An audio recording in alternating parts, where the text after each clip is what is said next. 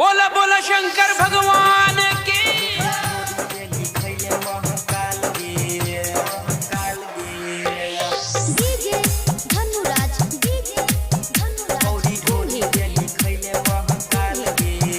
पूरा पूरी गेलो उमर 16 साल गे, पूरा पूरी गेलो उमर 16 साल गे। छौरी ढोरी पे लिखैले महाकाल गे, छौरी ढोरी पे लिखैले महाकाल गे, महाकाल गे। तब चली है तू हिरानी के चाल गे, छौरी ढोरी पे लिखैले महाकाल गे, छौरी ढोरी पे लिखैले महाकाल गे, महाकाल गे। DJ Dhanuraj, DJ Dhanuraj. Mix by Vishal Kamlesh.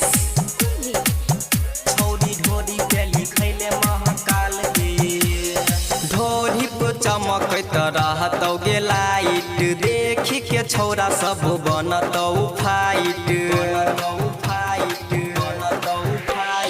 ढोरी पे चमकैत रहतौ गे लाइट। देखी के छौरा सब बनतौ फाइट, तब डीजे पे मचोई है धमाल गे, तब डीजे पे मचोई है धमाल गे। छौरी ढोरी पे लिखैले महाकाल गे, छौरी ढोरी पे लिखैले महाकाल गे, महाकाल गे। DJ Dhanuraj, DJ Dhanuraj. Presented by Jaimangla music.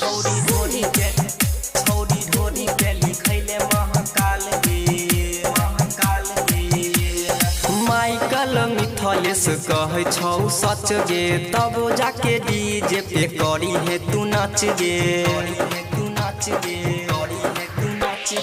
Anil Mithilesh कहै छौ सच गे, तब जाके डीजे पे करी है तू नाच गे। देखी बुढ़बो पूछतौ हाल गे, देखी बुढ़बो पूछतौ हाल गे।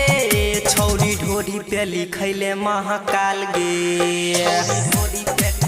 छौरी ढोरी पे लिखैले महाकाल गे, महाकाल गे।